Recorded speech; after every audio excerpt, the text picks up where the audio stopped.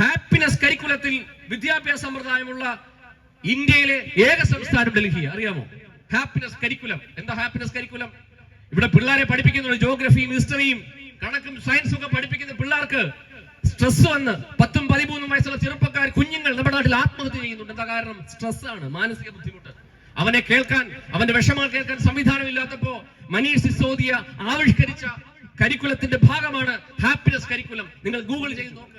അദ്ദേഹത്തിന്റെ മുഖത്തേക്ക് മഷി എറിഞ്ഞപ്പം ആ ചെറുപ്പക്കാരനെ അടുത്തോട്ട് വിളിച്ച് എന്താണ് നിന്റെ പ്രശ്നമെന്ന് ചോദിക്കുന്ന ജനാധിപത്യത്തിന്റെ സുന്ദരമായ മുഖം കാണിച്ചെന്ന മനുഷ്യനാണ് അരവിന്ദ് കെജ്രിവാൾ. അല്ലാതെ യാത്ര നടത്തുമ്പോ പ്രതിഷേധിക്കാൻ വരുന്നവനെ അവന്റെ നെഞ്ചത്ത് നൃത്തം ചവിട്ടിയതിനു ശേഷം അത് കണ്ടോ എന്ന് നിയമസഭയിൽ ചോദിക്കുമ്പോ എന്റെ ശ്രദ്ധയിൽ അത് പെട്ടില്ല എന്ന് പറയുന്ന ജനാധിപത്യ വിരുദ്ധനായ മുഖ്യമന്ത്രി അല്ല ഞങ്ങളുടെ മുഖ്യമന്ത്രി. അതുകൊണ്ട് കഴിഞ്ഞ 12 വർഷമായി ഈ പാർട്ടി വന്നതിന് ശേഷം ഈ പാർട്ടിയിൽപ്പെട്ട ഒരു MLA-യോ ഒരു MP-യോ BJP-യിലോ കോൺഗ്രസിലോ പോയിട്ടില്ല. കാരണം കൊല ഏതാണെന്നറിയാത്ത ചിന്താ ജെറോമിന് ഡോക്ടറേറ്റ്.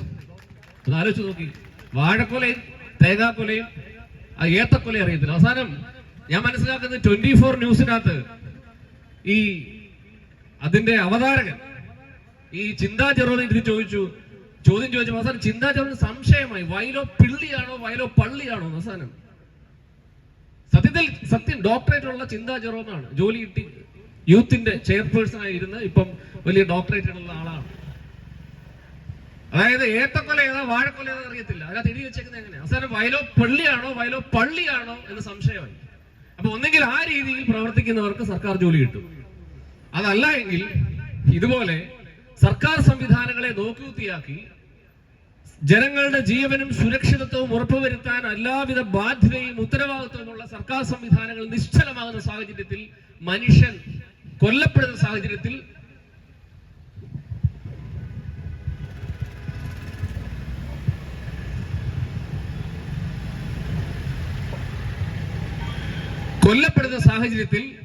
അവസാനം പ്രതിഷേധം തീർക്കാൻ വേണ്ടി ജോലി കൊടുക്കുക.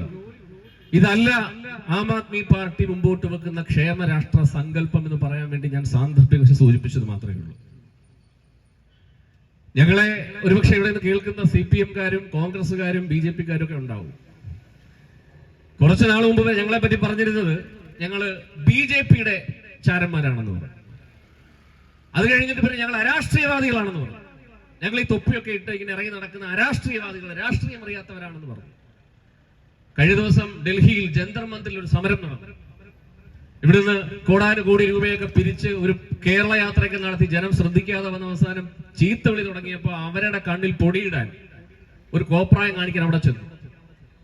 കേന്ദ്ര സർക്കാരിനെതിരെയുള്ള സമരമായതുകൊണ്ട് സ്വാഭാവികമായും പ്രതിപക്ഷ സംവിധാനത്തിന്റെ നേതാവെന്നില്ല അരവിന്ദ് കെജ്രിവാൾ അവിടെ പോയി. സത്യത്തിൽ കേജ്രിവാൾജി പങ്കെടുത്തത് കൊണ്ടല്ലേ നാഷണൽ ലെവലിൽ ആ സമരം ശ്രദ്ധിക്കപ്പെട്ടത്. ഒന്ന് ആലോചിച്ച് നോക്കി. അരവിന്ദ് കെജ്രിവാളും ഭഗവത് മന്നും അവിടെ ചെന്നതുകൊണ്ടാണ് നാഷണൽ ലെവലിൽ ഇങ്ങനെ ഒരു സംവിധാനം നടന്നുവെന്ന് അവസാനം ഞാൻ നോക്കിയപ്പം കേജ്രിവാൾ സംസാരിക്കുമ്പോൾ കൈയടിക്കുന്നു. ഇങ്ങനെ കൈയടിക്കുന്നത് അതായത് ഇവിടെ ഇലക്ട്രിസിറ്റി ഫ്രീ, ഇവിടെ വെള്ളം ഫ്രീ എന്ന് പറയുമ്പോൾ കൈയടിക്കുക. CPM-കാർ കൈയടിക്കുക. ഒരു കാര്യം മനസ്സിലാക്കണം, ഞങ്ങൾ അവിടെ ഇലക്ട്രിസിറ്റിയും വെള്ളവും കൊടുക്കുന്നത് എങ്ങനെയാണെന്നുള്ള കഥ ഞാൻ പറയാം. പക്ഷേ കേരളത്തിൽ ഡാമുകൾ, മനുഷ്യനിർമ്മിതമായ ഡാമുകൾ, പ്രകൃതി കനിഞ്ഞു കൊടുക്കുന്ന വെള്ളം കെട്ടി നിർത്തി മനുഷ്യന്റെ ഫണ്ട് കൊണ്ട് ആ പണം ഉപയോഗിച്ച് ഡാം നിർമ്മിച്ച് ആ ഡാമിൽ നിന്ന് വൈദ്യുതി ഉൽപ്പാദിപ്പിച്ച് അത് പണത്തിന് കൊടുത്ത് ആ പണത്തിന് അധിക നികുതി ഏർപ്പെടുത്തി ആ നികുതി ഏർപ്പെടുത്താൻ ചോദിച്ചാൽ നാട്ടിൽ ക്ഷേമ പെൻഷൻ കൊടുക്കാനാണെന്ന് പറഞ്ഞ് അവസാനം ആ ക്ഷേമ പെൻഷൻ കഴിഞ്ഞ 6 മാസമായി കൊടുക്കാത്ത സർക്കാർ. ഒന്ന് ആലോചിച്ച് നോക്കണം. പക്ഷെ ഞങ്ങൾ അവിടെ കൽക്കരിയും പെട്രോളും കാശ് കൊടുത്ത് വാങ്ങിച്ച്, പണം കൊടുത്ത് വാങ്ങിച്ച് ആ പണം കൊണ്ട് ഉൽപ്പാദിപ്പിക്കുന്ന വൈദ്യുതി ജനങ്ങൾക്ക് മാസം 200 യൂണിറ്റിന്റെ ഫ്രീ കൊടുക്കുന്ന സർക്കാർ. ഞങ്ങളുടെ ക്ഷേമ പ്രവർത്തനവും രീതിയും അങ്ങനെയാണ്. ഞാൻ ഇടയ്ക്ക് ഒരുപാട് കാര്യങ്ങളിലേക്ക് പോകുന്നതിന് മുമ്പ് ക്ഷേമ സങ്കല്പത്തെ പറ്റി പറഞ്ഞു വന്നാൽ ഒരുപാട് കാര്യങ്ങൾ പറയാൻ, അതിലേക്ക് കടന്നു വരാം. ഇവിടെ മൊത്തം ആക്ഷനും പ്രവർത്തനങ്ങളും. എന്താ ആക്ഷൻ? ഇവിടെ എന്തൊക്കെയാ പറയുന്നത്? ഞാൻ നേരത്തെ സൂചിപ്പിച്ചതുപോലെ രാജാവാണ്, ദൈവമാണ്, ആരാധന പുരുഷനാണ്, കഴുകനാണ്, സൂര്യനാണ്. ഒന്നുമല്ല, ഇത്രയും പേടിച്ചൂരുള്ള മനുഷ്യൻ എന്തിനാ നിങ്ങൾക്കറിയാമോ? ഞങ്ങൾ ഇങ്ങോട്ട് വന്നപ്പോഴും 2 കമാൻഡോ വാഹനങ്ങൾ ചീറിപ്പാഞ്ഞു വന്നുള്ളൂ. ഞങ്ങൾ ഇങ്ങോട്ട് വന്നു, അരുട് പറഞ്ഞു ഇതേണ്ട CPM പാർട്ടിയുടെ CM-ന്റെ കമാൻഡോ വാഹനങ്ങൾ കടന്നു പോകുന്നു. എന്തിനീ കമാൻഡോ കൊണ്ട് നടക്കുന്നത്? ഈ കോതമംഗലത്ത് കവളങ്ങാട് പഞ്ചായത്തിന്റെ ഈ മൂലയിൽ വന്ന് പിണറായി വിജയൻ ആര് മൈൻഡ് ചെയ്യാനാണ്? ആര് ഉപദ്രവിക്കാൻ പോകാനാണ്?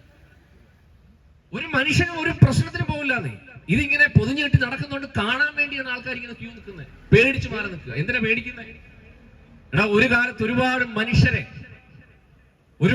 മനുഷ്യരെ പാർട്ടിയുടെ സെക്രട്ടറി ആയിരുന്ന് ഗുണ്ടാ പ്രവർത്തനത്തിലൂടെ ഇല്ലായ്മ ചെയ്തതിന്റെ പേടി, ഉൾഭയം അകത്തുണ്ട്. അതുകൊണ്ടാണ് ഇങ്ങനെ ആൾക്കാരെ കാണുമ്പോൾ പേടിച്ച്. പക്ഷെ ഞങ്ങളുടെ ഒരു മുഖ്യമന്ത്രി അരവിന്ദ് കെജ്രിവാൾ എന്ന് പറയുന്ന മനുഷ്യൻ ഡൽഹിയിൽ രാവിലെ അദ്ദേഹത്തിന്റെ വീട്ടിലിറങ്ങി എല്ലാ ദിവസവും രാവിലെ മൊബൈൽ ഫോണിലൂടെ പാട്ടുമൊക്കെ കേട്ട് ഭാര്യയുടെ കൈ പിടിച്ച് ആ ഡൽഹിയുടെ വഴിത്താരകളിലൂടെ രാവിലെ നടക്കാൻ പോകും. കടന്നു വരുന്ന ചെറുപ്പക്കാരോടും ചെറുപ്പക്കാരികളോടും വിദ്യാർത്ഥികളോടും സംസാരിക്കും. അദ്ദേഹം രാജസ്ഥാനിലും ഹരിയാനയിലും പോയപ്പോ അദ്ദേഹത്തിന്റെ മേളിൽ മഷിക്കുപ്പി എറിഞ്ഞു, ചെരുപ്പെറിഞ്ഞു. രാജസ്ഥാനിൽ നിന്ന് അദ്ദേഹം ഇട്ട ഷൂ മോശമാണെന്ന് കണ്ട് രാജസ്ഥാനിൽ നിന്ന് ഒരു എഞ്ചിനീയർ പൈസ അയച്ചു കൊടുത്തിട്ട് പറഞ്ഞു, അരവിന്ദ് കെജ്രിവാൾ നിങ്ങൾ നല്ല ഷൂ വാങ്ങിക്കണം. അദ്ദേഹം ആ പൈസ സ്വീകരിച്ചു. അദ്ദേഹത്തിന്റെ മുഖത്തേക്ക് മഷി എറിഞ്ഞപ്പം ആ ചെറുപ്പക്കാരനെ അടുത്തോട്ട് വിളിച്ച് എന്താണ് നിന്റെ പ്രശ്നം എന്ന് ചോദിക്കുന്ന ജനാധിപത്യത്തിന്റെ സുന്ദരമായ മുഖം കാണിച്ചെന്ന മനുഷ്യനാണ് അരവിന്ദ് കെജ്രിവാൾ. അല്ലാതെ യാത്ര നടത്തുമ്പോ പ്രതിഷേധിക്കാൻ വരുന്നവനെ അവന്റെ നെഞ്ചത്ത് നൃത്തം ചവിട്ടിയതിനു ശേഷം അത് കണ്ടോ എന്ന് നിയമസഭയിൽ ചോദിക്കുമ്പോ എന്റെ ശ്രദ്ധയിൽ അത് പെട്ടില്ല എന്ന് പറയുന്ന ജനാധിപത്യ വിരുദ്ധനായ മുഖ്യമന്ത്രി അല്ല ഞങ്ങളുടെ മുഖ്യമന്ത്രി. അതുകൊണ്ടാണ് ക്ഷേമ സങ്കല്പം ഒരുപാടുണ്ടാവുന്നത്. പറഞ്ഞു വരുന്നത് എന്താണ്? ഞാൻ തോക്കിന്റെ ഇടയിലൂടെ നടന്നു. ഈയിടയ്ക്ക് കേട്ടൊരു തമാശയല്ലേ, തോക്കിന്റെ ഇടയിലൂടെ ഞാൻ ഇങ്ങനെ സഞ്ചരിക്കുകയായിരുന്നു. ഞാനൊരു പ്രത്യേക ആക്ഷൻ കാണിച്ചപ്പോൾ എല്ലാവരും പിരിഞ്ഞു എന്നൊക്കെയാണ് പറയുന്നത്. ഞാൻ പറഞ്ഞില്ല മനസ്സിലാക്കുന്നത്, ഈ തോക്കെന്നൊക്കെ പറയുമ്പോൾ നമ്മൾ പണ്ട് ഉത്സവ പറമ്പിലൊക്കെ പോകുന്ന സമയത്ത് ഈ പറമ്പിൽ നമ്മൾ ഗാനമേള കേട്ടോടിക്കും. ചില പിള്ളേർ വന്നിട്ട് ഈ കളിത്തോക്കിനകത്ത് വെള്ളം നിറയ്ക്കും. എന്നിട്ട് നമ്മളെ മുഖത്തൊഴുകി വെടിവെക്കും. നമ്മൾ ചിലപ്പോൾ പേടിക്കും. അതുപോലെ ഏതോ തോക്കോ പിള്ളേര് ഈ മടലൊക്കെ വെട്ടിപ്പണ്ട് വാൾപ്പയറ്റ് യുദ്ധം നടന്നത് അങ്ങനെ എന്തോ വാളെ കണ്ടതിന്റെ രീതിയിൽ ഇങ്ങനെ പറയുകയാണ്. ഞാൻ വാളിന്റെയും തോക്കിന്റെയും ഇടയിലൊക്കെ നടന്ന മനുഷ്യനാണ്. പക്ഷെ ആലോചിച്ച് നോക്കിയേ, നവകേരള യാത്ര എന്ന് പറയുന്ന ഒരു യാത്ര പറയാതെ പോകാൻ കഴിയില്ല. എന്നെ പറ്റിയുള്ള വിമർശനം ശരൺദേവ് കുറച്ചു മുമ്പ് പറഞ്ഞു, ഞാൻ CPM-നെ കടന്നാക്രമിക്കുന്ന സംസ്ഥാന പ്രസിഡന്റാണെന്ന് പറഞ്ഞു. ആക്രമിച്ചല്ലേ പറ്റുള്ളൂ, സംസാരിച്ചല്ലേ പറ്റുള്ളൂ. ഒരു നവകേരള യാത്ര എന്ന് പറയുന്ന യാത്രാ സംവിധാനം തുടങ്ങി. ആ യാത്രയിൽ എന്താ പറഞ്ഞത്? ഞാൻ ഇന്നലെ നോക്കിയ ഭഗവത് മന്നിന്റെ, അതായത് പഞ്ചാബിന്റെ മുഖ്യമന്ത്രിയുടെ ഫേസ്ബുക്ക് പോസ്റ്റിൽ ഇന്നലെ ഉണ്ട്, സർക്കാരിന്റെ എല്ലാ പ്രവർത്തനങ്ങളും വീട്ടുപടിക്കലെത്തും. സർക്കാരിന്റെ പ്രവർത്തനങ്ങൾ ഉദ്യോഗസ്ഥർ വീട്ടുപടിക്കലെത്തുന്ന പദ്ധതിക്ക് പഞ്ചാബിന്റെ മുഖ്യമന്ത്രി, അതായത് പഞ്ചാബിന്റെ മുഖ്യമന്ത്രി എന്ന് പറഞ്ഞാൽ ഭഗവത് എന്ന് പറയുന്ന ആം ആദ്മിയുടെ നേതാവ് പറഞ്ഞിരിക്കുന്നു, ഉദ്യോഗസ്ഥർ നിങ്ങളുടെ വീട്ടുപടിക്കലെത്തിക്കും. ഇത് പുതിയ സംവിധാനത്തിൽ 12 വർഷമായി പിറന്നു വീണ ഒരു പാർട്ടിയുടെ മുഖ്യമന്ത്രിയാണ് പറയുന്നത്. അല്ലാതെ പതിറ്റാണ്ടുകൾ പാരമ്പര്യമുള്ള ഇവിടുത്തെ ഒരുപാട് പാരമ്പര്യവും ഒരുപാട് ഭരിച്ച് എടുത്തതിന്റെ പാരമ്പര്യം മഹിമ എന്ന് പറഞ്ഞുകൊണ്ടല്ല സംസാരിക്കുന്നത്. 12 വർഷം മാത്രമുള്ള ഒരു പാർട്ടിയുടെ മുഖ്യമന്ത്രി പറയുകയാണ്, ജനങ്ങൾ വീട്ടിലിരുന്നാൽ മതി, അവിടേക്ക് സേവനം എത്തിക്കും. ഇവിടെ നവകേരള യാത്ര നടത്തിയല്ലോ. എന്തായിരുന്നു യാത്ര ഉദ്ദേശം? യാത്രാ ഉദ്ദേശം എന്ന് പറയുന്നത് എന്താണ്? ആദ്യം തുടങ്ങിയത് എന്തായിരുന്നു? യാത്രാ ഉദ്ദേശം എന്താണ്? ഞാൻ മനസ്സിലാക്കിയത്, യാത്ര തുടങ്ങിയ പറഞ്ഞത് മന്ത്രിമാരെല്ലാം കൂടെ ഒരുമിച്ച് യാത്ര ചെയ്യാണ്. ഇനി നിങ്ങളാരും, അതായത് കാസർഗോഡ് നിന്നൊക്കെയുള്ള ഒരുപാട് മനുഷ്യര് ഈ സെക്രട്ടേറിയറ്റിലോട്ട് ചെല്ലും. കാരണം ഇവരെ കാണാനും പരാതി കൊടുക്കാൻ ഇനി ആരും വരണ്ട, എല്ലാവരും അവരാണ് ഞങ്ങൾ അങ്ങോട്ട് വരിക. ഇത് സത്യത്തിൽ പെട്ടുപോയതാണെന്ന് അറിയാം. സത്യത്തിൽ പെട്ടുപോയത് നമ്മുടെ നാട്ടിലെ DYFI പിള്ളേരാണ്. ഇപ്പൊ എന്റെ ചില സുഹൃത്തുക്കൾ DYFI പിള്ളേരുണ്ട്, സുഹൃത്തുക്കൾ. അവർ ഈ പരിപാടി അവിടെ തുടങ്ങിയപ്പോഴത്തേന് ഈ പഞ്ചായത്ത് തലങ്ങളിൽ ഹെൽപ്പ് ഡെസ്കുകൾ കിട്ടും. എന്തായിരുന്നു ഹെൽപ്പ് ഡെസ്ക്? എന്തായിരുന്നു? എന്തിനു വേണ്ടിയായിരുന്നു ഹെൽപ്പ് ഡെസ്ക് എന്ന് പറയുന്നത്? ഞങ്ങളുടെ മുഖ്യമന്ത്രിയും മന്ത്രിമാരും വരുമ്പോ നാട്ടിലുള്ള പാവപ്പെട്ടവരുടെ പരാതികൾ, പെൻഷൻ കിട്ടാത്തത് അല്ലെങ്കിൽ അത്തരത്തിലുള്ള സർക്കാർ പരാതികൾ സ്വീകരിച്ചുകൊണ്ട് DYFIയുടെ സുഹൃത്തുക്കൾ ഈ പരാതി സ്വീകരിച്ച് മുഖ്യമന്ത്രിക്ക് കൊടുക്കും, മന്ത്രിമാർക്ക് കൊടുക്കും. അപ്പൊ മുഖ്യമന്ത്രിയും മന്ത്രിമാർ അവിടെ വെച്ച് ഒപ്പിട്ട് ഇത് പരാതി പരിഹരിച്ചു കൊടുക്കും. DYFI നാട് മൊത്തം ഫ്ലെക്സ് വെക്കും. കാരണം DYFIയിലൂടെ കേരളത്തിലെ പരാതികൾ പരിഹരിച്ചു എന്ന വാർത്ത വരാൻ വേണ്ടി നാട്ടിലൊട്ടുക്ക് DYFIയുടെ സുഹൃത്തുക്കൾ ഹെൽപ്പ് ഡെസ്ക് കിട്ടും. അവർ പരാതി സ്വീകരിക്കുകയും ചെയ്തു. അങ്ങനെ പരാതി സ്വീകരിച്ച് ഹെൽപ്പ് ഡെസ്ക് വഴി പരാതിയൊക്കെ സ്വീകരിച്ചിരിക്കുമ്പോഴാണ് മുഖ്യമന്ത്രി കാസർഗോഡ് നിന്നോട് യാത്ര തുടങ്ങി ഏതാണ്ട് കണ്ണൂരെത്തിയപ്പോൾ സ്വന്തം പാർട്ടിയിലുള്ള ഷൈലൽ teacher, Sreemathi teacher Shaila teacher സ്വന്തം മണ്ഡലത്തിൽ ഒരു 5 മിനിറ്റ് കൂടുതൽ പ്രസംഗിച്ചു. 5 മിനിറ്റാണ് പ്രസംഗിച്ചത്. അപ്പോഴേ ചീത്തവിളിയായി, ബഹളമായി. എന്നിട്ട് പറഞ്ഞു, ഇത് പരാതി പരിഹരിക്കാനുള്ള വേദിയൊന്നുമല്ല, ഇത് ഞങ്ങളുടെ പരിപാടി എന്ന് പറഞ്ഞു കഴിഞ്ഞാൽ സംവാദത്തിനുള്ള പരിപാടിയാണ്. അപ്പൊ ആദ്യം പറഞ്ഞത് പരാതി പരിഹരിക്കാനാണ്, കെട്ടിക്കിടക്കുന്ന പരാതി പരിഹരിച്ച് തീർക്കാൻ വേണ്ടിയുള്ള സംവിധാനമാണ്. കണ്ണൂർ എത്തിയപ്പോഴത്തേന് മനസ്സിലായി കാര്യങ്ങൾ പ്രശ്നമാണെന്ന്. കാരണം അടുത്തോട്ട് ചെല്ലാൻ പറ്റത്തില്ല. നേരത്തെ പറഞ്ഞ പോലെ സൂര്യനൊക്കെ ആയതുകൊണ്ട് ഉരുകും, കരിഞ്ഞു പോകുന്നുണ്ട്, അടുത്തോട്ട് ചെല്ലാൻ പറ്റത്തില്ല. അപ്പൊ പറഞ്ഞു ഇത് സംവാദത്തിലുള്ള പരിപാടിയാണ്. അപ്പൊ ശരി, സംവാദം നടത്താൻ ആരാ പോയത്? രാവിലെ നമ്മൾ കണ്ടില്ലേ വിഷ്വൽ മീഡിയയിൽ, എല്ലാ ദിവസവും രാവിലെ മന്ത്രിമാരും മുഖ്യമന്ത്രിയും ഒക്കെ ഇരുന്ന് ഭക്ഷണം കഴിക്കും. മട്ടൻ മപ്പാസും പാലപ്പവും അണ്ടിപ്പരിപ്പും ഒക്കെ വെച്ച് കഴിക്കും. ഞാൻ ചോദിക്കുന്നത്, എന്നെ കേൾക്കുന്ന ഈ നാട്ടിൽ എവിടെയെങ്കിലും ഇരുന്ന് എന്നെ കേൾക്കുന്ന ഈ പാർട്ടിയിൽ ഇപ്പോഴും വിശ്വസിക്കുന്ന തൊഴിലാളി വർഗ പാർട്ടിയാണെന്ന് നാഴികയ്ക്ക് 40 വട്ടം പറഞ്ഞ് ഇപ്പോഴും കമ്മ്യൂണിസ്റ്റ് മാർക്സിസ്റ്റ് പാർട്ടിയുടെ അരിവാൾ ചുറ്റിക നക്ഷത്രത്തിൽ വോട്ട് ചെയ്യുന്ന എന്റെ പ്രിയ സ്നേഹിതനോട് ചോദിക്കുന്നു, ഏതെങ്കിലും പാവപ്പെട്ടവനെ, ഏതെങ്കിലും ഓട്ടോ തൊഴിലാളിയെ, ഏതെങ്കിലും തെങ്ങുകയറ്റ തൊഴിലാളിയെ, ഏതെങ്കിലും തട്ടുകടക്കാരനെ, ഏതെങ്കിലും ടാക്സിക്കാരനെ അവിടെ വിളിച്ച് അവര് VIP ലോഞ്ചിലിരുത്തി അവന് ടാഗ് ഇട്ട് കൊടുത്ത് ഈ കേരളത്തിന്റെ മുഖ്യമന്ത്രി നടത്തിയ നവകേരള യാത്രയിൽ ഒരുത്തരെങ്കിലും വിളിച്ചിട്ടുണ്ടോ? വിളിച്ചിട്ടില്ല. വിളിച്ചത് മുഴുവൻ നാട്ടിലെ പ്രമുഖന്മാരെയാണ്. ആരാ പ്രമുഖന്മാർ ഈ പാർട്ടിക്ക്? പറഞ്ഞു പോകണ്ടേ? ഞാൻ ഇന്നലത്തെ വാർത്തയാണ്. കഴിഞ്ഞ ക്രിസ്മസിന് മുഖ്യമന്ത്രി നടത്തിയ പൗരപ്രമുഖന്മാരുടെ സദ്യക്ക് 14 ലക്ഷം രൂപ, കേക്കിന് 1 ലക്ഷം രൂപ. ആലോചിച്ച് നോക്കിയേ, മുഖ്യമന്ത്രിയുടെ കഴിഞ്ഞ ക്രിസ്മസിന്റെ വിരുന്നിന് 14 ലക്ഷം രൂപ. നവകേരള യാത്ര മലപ്പുറത്തെ കണക്ക് 54 ലക്ഷം രൂപ അല്ലെ? 54 ലക്ഷം രൂപയല്ലേ മലപ്പുറത്തെ കണക്ക്? 54 ലക്ഷം രൂപ കടമാണ്. ഏതെങ്കിലും പാവപ്പെട്ടവരെ വിളിച്ച് ഈ പൗരപ്രമുഖർ എന്ന് പറഞ്ഞാൽ, ഞാൻ ഓർക്കുന്നു കേരയിൽ എന്ന് പറയുന്ന ഒരു സംവിധാനം, ഒരിക്കലും നടക്കാത്തൊരു സംവിധാനം, സ്വപ്നം, അത് നടത്താൻ വേണ്ടി കേരയിൽ എന്ന് പറയുന്ന ഒരു സംവിധാനത്തിന് വേണ്ടി കല്ലിടാൻ ഇറങ്ങി. വലിയ കഥയല്ലേ, വലിയ രസമല്ലേ? എന്തായിരുന്നു കല്ലിടിയിൽ? രാവിലെ ഭാര്യയും ഭർത്താവും മക്കളും കൂടെ ജോലിക്ക് പോവാ. രാത്രി വന്ന് നോക്കുമ്പോ ഡൈനിങ് ടേബിളിന്റെ ഒരു വശം മഞ്ഞക്കല്ല. അപ്പനും അമ്മയും മക്കളും കൂടി ഇരുന്ന് കഞ്ഞി കുടിക്കുന്നത് സർവേക്കലിന് അപ്പുറം സർക്കാർ ഏറ്റെടുത്ത സ്ഥലം കേരളിന് വേണ്ടി ഡൈനിങ് ടേബിളിന്റെ വീട്ടിൽ കൊണ്ട് മഞ്ഞക്കല്ലിട്ടേക്കുക. പശുവിനെ കഴിക്കുന്ന തൊഴുത്തിൽ പശു നിൽക്കുന്നത് കേരളിന്റെ, പശുവിന്റെ തല നിൽക്കുന്നത് കേരയിൽ ഭൂമിയിലും പശുവിന്റെ അകട് നിൽക്കുന്നത് അവന്റെ പുറമ്പോക്കിൽ. കല്ലിട്ടേക്കുക. കാലിത്തൊഴുത്തിലും ഡൈനിങ് ടേബിളിന്റെ മുമ്പിലും കൊണ്ട് കല്ലിട്ട് മനുഷ്യൻ ഇറങ്ങിപ്പാൻ പറഞ്ഞേക്കുക. അധിവാസത്തിന് വേണ്ടി, ജീവിക്കുന്നതിന് വേണ്ടി മനുഷ്യൻ സമരം ചെയ്തു. കണ്ടല്ലേ? പാവപ്പെട്ട സ്ത്രീകൾ, കുട്ടികൾ, അമ്മമാർ റോഡിലിറങ്ങി, പ്രായമുള്ള സ്ത്രീകളടക്കം റോഡിലിറങ്ങി കേരളയിൽ സമരം ചെയ്തപ്പോ പോലീസുകാരടക്കം അവരെ വലിച്ചിഴച്ചു കൊണ്ടുപോയി തല്ലി തകർക്കുന്ന ദൃശ്യങ്ങൾ ദൃശ്യമാധ്യമങ്ങളിലൂടെ നമ്മൾ കണ്ടില്ലേ? കുഞ്ഞുങ്ങൾ കരയുന്നത് ഞാൻ ഇപ്പോഴും ഓർക്കുന്നു. ഈ കോട്ടയം ഭാഗത്താണെന്ന് ഒരു കുഞ്ഞ് നിലവിളിക്കുകയാണ്, എന്റെ അമ്മയെ പിടിച്ചോണ്ട് പോകരുത് എന്ന് പറഞ്ഞുകൊണ്ട് നിലവിളിക്കുന്ന ദൃശ്യം. വനിതാ പോലീസുകാര് ഈ സ്ത്രീയെ അറസ്റ്റ് ചെയ്തുകൊണ്ട് പോകുമ്പോൾ കുഞ്ഞിനെ മറ്റ് 2 വനിതാ പോലീസുകാർ ചേർത്ത് പിടിച്ചിരിക്കുകയാണ്. എന്നിട്ട് പറയുന്നു, അമ്മയെ കുറച്ച് കഴിയുമ്പോൾ പോലീസ് സ്റ്റേഷനിൽ വിടും. ആ കുഞ്ഞ് അനാഥമായി നിൽക്കുകയാണ്. കാരണം അമ്മയെ പോലീസ് പിടിച്ചുകൊണ്ടെന്ന് കണ്ടു നിൽക്കേണ്ട ഒരു കുഞ്ഞിന്റെ ദൃശ്യം ഇപ്പോഴും കേരളയിൽ സമരസമിതി ബന്ധപ്പെട്ട് നമ്മുടെ കൺമുമ്പിലുണ്ട്. അന്ന് ഈ നാട്ടിലെ പ്രതിപക്ഷ സംവിധാനങ്ങൾ മുഴുവൻ മുഖ്യമന്ത്രിയോട് പറഞ്ഞു, ഈ വിഷയത്തിൽ നിങ്ങൾ കേൾക്കണം, സംസാരിക്കണം, ആൾക്കാരുടെ ആശങ്ക അകറ്റണമെന്ന് പറഞ്ഞപ്പോ തിരുവനന്തപുരത്ത് കേരളയിൽ സമരസമിതിയുമായി സന്ധി സംഭാഷണം. ആരെ വിളിച്ചത്? ഈ വസ്തു പോകുന്നവരെയും ഈ വീട് പോകുന്നവരെയും തല്ലി തകർക്കുന്നവരെയും ഒന്നുമല്ല വിളിച്ചത്. കേരളയിൽ സമരസമിതി എന്ന് പറഞ്ഞ് അവിടെ വിളിച്ചു കയറ്റിയത് മുഴുവൻ പൗരപ്രമുഖന്മാരെ. ഈ പ്രമുഖന്മാർ എന്ന് പറയുന്നത് കമ്മ്യൂണിസ്റ്റ് മാർക്സിസ്റ്റ് പാർട്ടിക്ക് ഒരു കാലത്ത് ബൂർഷ്വ എന്ന് പറയുന്ന സംവിധാനമായിരുന്നു. ശരിയല്ലേ? ബൂർഷ്വ എന്ന പേരിൽ രാത്രി കിടന്നുറങ്ങുന്നവരെ തല വെട്ടിയെടുത്ത്, രാത്രി കിടന്നുറങ്ങുന്നവരെ വീട്ടിൽ കയറി ആക്രമിച്ച്, പോലീസ് സ്റ്റേഷൻ ആക്രമിച്ച്, അല്പം സാമ്പത്തികമുള്ളവരെ ബൂർഷിയായി മുദ്രകുത്തി, അവന്റെ സ്വത്തുവകൾ കയ്യേറി, അവനെ തല്ലി തകർത്തതിനു ശേഷം അധികാരത്തിൽ വന്നൊരു പാർട്ടി നമ്മൾ കൊയ്യും വയലെല്ലാം നമ്മുടേതാകും പൈങ്കിളി എന്ന് പറഞ്ഞ് പാടി തൊഴിലാളി വർഗ സ്വപ്നങ്ങളെ ലാളിച്ച് അവരെ കൂടെ നിർത്തിയതിനു ശേഷം അധികാരത്തിൽ വന്ന് കാലങ്ങൾ കഴിഞ്ഞതിന് ശേഷം ഇപ്പൊ തൊഴിലാളി വർഗമില്ല, പൗരപ്രമുഖന്മാർ മാത്രമേ ഉള്ളൂ. സത്യത്തിൽ ഈ പാർട്ടിയിലൊക്കെ ഇപ്പോഴും വിശ്വസിക്കുന്ന മനുഷ്യരുണ്ടെങ്കിൽ അവരോട് സഹതാപം മാത്രമാണ്. എന്താ കാര്യം? കണ്ടില്ലേ? കഴിഞ്ഞ ദിവസം ബഡ്ജറ്റ് അവതരിപ്പിച്ച ധനകാര്യമന്ത്രി പറഞ്ഞ ഏറ്റവും രസകരമായ കാര്യം, സ്വകാര്യ കോളേജുകളെ, സ്വകാര്യ സർവകലാശാലകളെ കേരളത്തിലേക്ക് ആകർഷിക്കാൻ ഞങ്ങൾ വാതിൽ വിരിച്ചിട്ടിരിക്കുന്നു. പുഷ്പൻ എന്ന് പറയുന്ന ഒരു ചെറുപ്പക്കാരൻ, അവൻ എഴുന്നേറ്റ് നടക്കാൻ ശേഷിയുണ്ടെങ്കിൽ, ഞാൻ മനസ്സിലാക്കുന്ന എങ്ങനെയാണ്, എഴുന്നേറ്റ് നടക്കാൻ അവൻ എന്നെങ്കിലും ഒരു അവസരം കിട്ടിയാൽ അവൻ ഇവന്മാരുടെ മുഖത്ത് കാർക്കിച്ചു തുപ്പും. കാരണം 94 ചെറിയ കുട്ടിയായിരിക്കുമ്പം രാഷ്ട്രീയമായിട്ടൊക്കെ കാര്യങ്ങളെ മനസ്സിലാക്കുന്ന സാഹചര്യത്തിൽ കണ്ട കേരളത്തെ ഞെട്ടിച്ച ദുരന്തകരമായ വാർത്തയായിരുന്നല്ലോ കൂത്തുപറമ്പിലെ വെടിവെപ്പ് എന്ന് പറയും. എന്തായിരുന്നു കൂത്തുപറമ്പിലെ വെടിവെപ്പ്?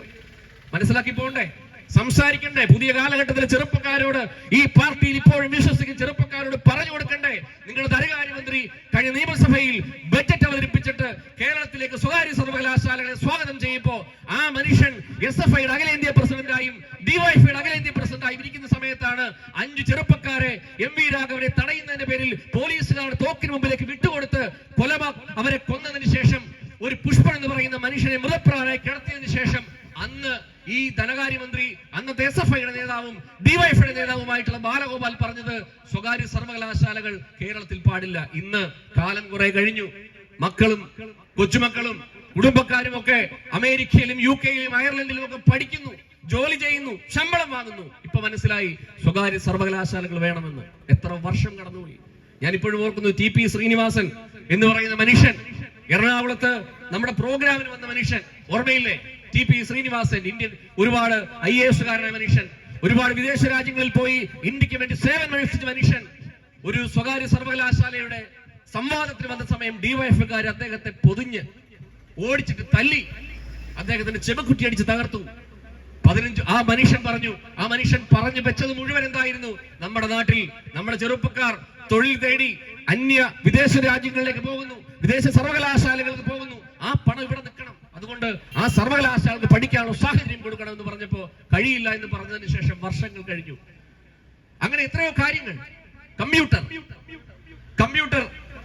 കമ്പ്യൂട്ടറിനെ പറ്റി പുസ്തകം എഴുതിയ പാർട്ടിയാ ഇപ്പോ.